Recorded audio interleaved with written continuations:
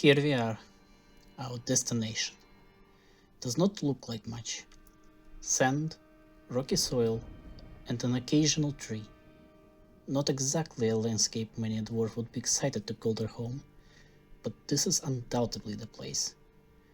I can already see the sparkling waters of the great river, a welcome sight for those traversing these dunes. And indeed, just as scouts and merchants reported, here the waters of the great river dive down, under the sand, allowing passage above ground. If you want to cross, this would be the place. And many dwarves and humans will certainly want to cross. The great river is home to human civilizations to the north, and it separates our dwarves of the call of soothing from other powerful dwarven realms to the east. A prime spot for the trade outpost. At least that's what I was promised by strategists at the mountain home.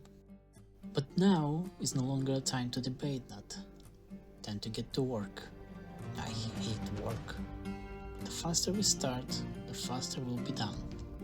First, get ourselves and our supplies away from the desert sun. A small, temporary dugout will do for now. We'll have to work around sands saturated by waters of the great river, seeping through them. But Grumpy and Doc are both competent miners. They're not going to flood the place immediately. I picked the crew myself. I wish I could have more helping hands, but I was only allowed one wagon. We've got Grumpy, our miner, stonecrafter and appraiser. He can be a bit rude, but he's reliable, unflinching dwarf. Just what you're looking for on such an expedition. We got Doc. He's, well, our doctor, and as well as miner.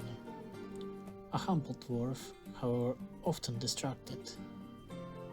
Then there is Flowerhead. Absolutely adores animals and practices carpentry. Ever loud, likes to stir things up. Does know how to tell a joke or two though. Bejeweled is our gem specialist.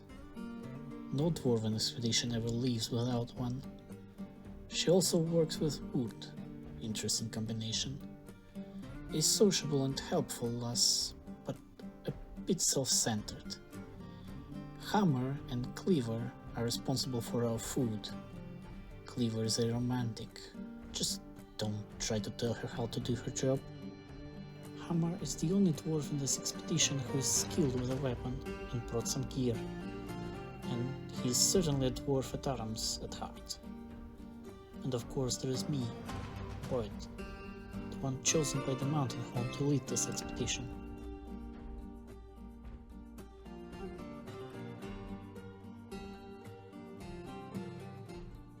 And here is our little hideaway. We're crafting rock furniture and growing up lap helmets. Not quite everything a dwarf wants, but it's a relief to have a roof over our heads, a bed to sleep in, and a steady supply of precious wine. Yet, this won't be enough for long. Soon, more dwarves will show up. Those who are longing for adventure, those who have nowhere else to go, and those who have simply grown tired of their usual company and are looking for new faces. More hands to help, but also more mouths to feed. The surface won't do us any good, so there's only one way to go. And here it is, the cavern. The place where gems and ore line the walls. Where fungus grows on the floor, providing nutrients to mushrooms, and webs can be gathered to weave new clothes. The place where beasts and creatures lurk, ready to send a careless dwarf to lay forever in stone. We will need to access them, but not just yet. We only have one dwarf at arms, and we absolutely do not want to end up like Minehot.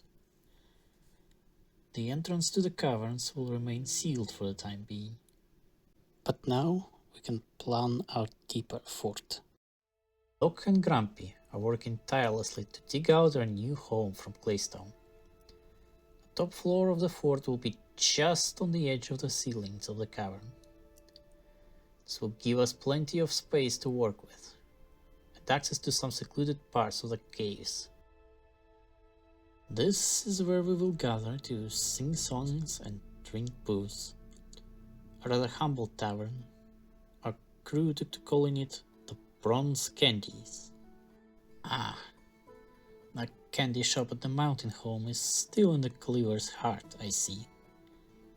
There won't be any bronze candies here anytime soon, but alcohol warming our hearts and bellies is the closest thing, I suppose.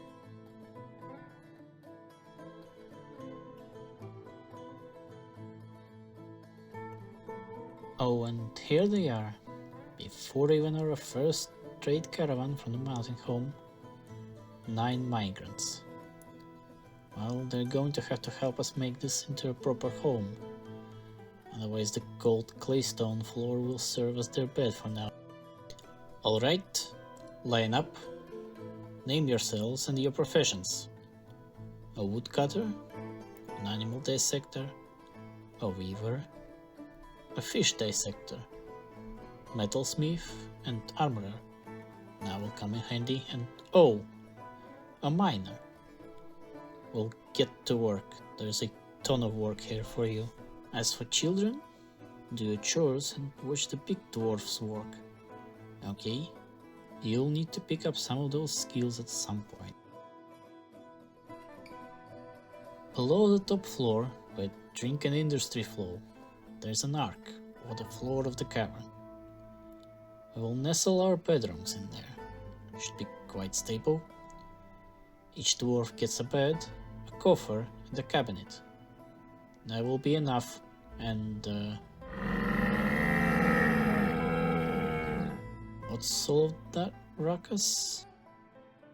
What do you mean they just wandered in? Okay, okay, that's fine. They aren't attacking anyone, just yet. But they should not be here. We're going to need to make some cages. Big ones.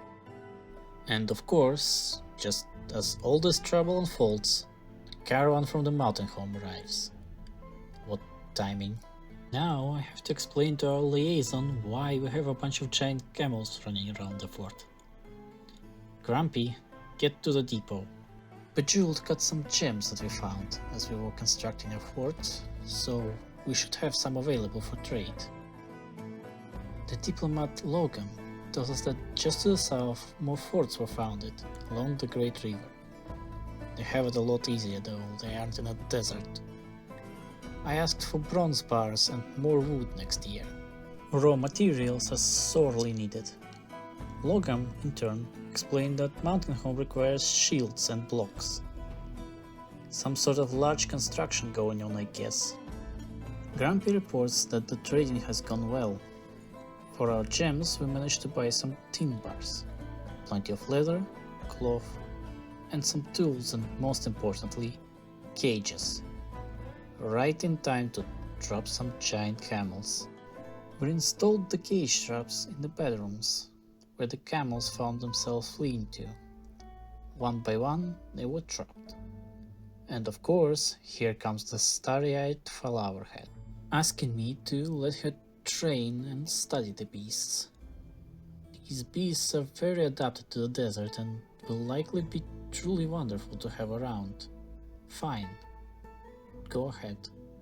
Just make sure they don't cause trouble.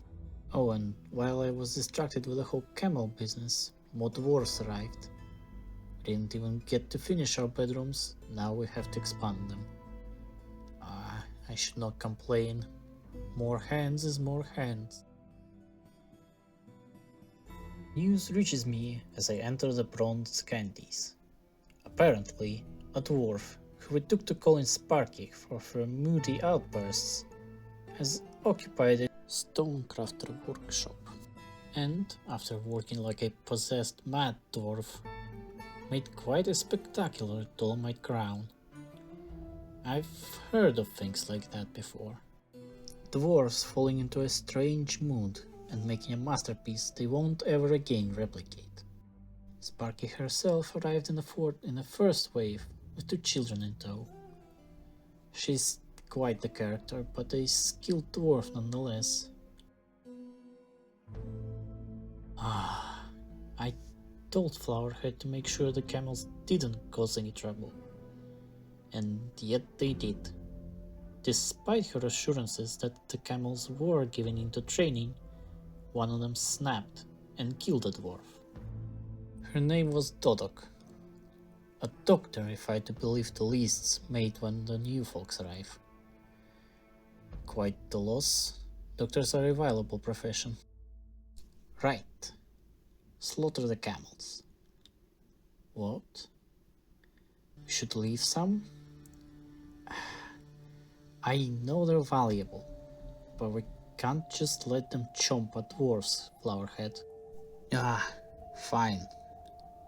Choose some that are best behaved. I'm sure we'll be able to catch more later. But they stay in cages until we get to make them a separate room to graze, away from dwarves and other animals, and with cages in case they go wild. This is unfortunate. Not a thing I expected to require this early, but it's time to dig out a tomb. The eastern leg of the arch will serve fine for this purpose. Best engrave a slab to memorialize her, even though I barely knew her at all. The dwarves rest easy installed when their name is written on a slab. Poor thing. We must forge on nonetheless. We've got 30 living dwarves to house. And we really should think about stopping things from just wandering in, shouldn't we?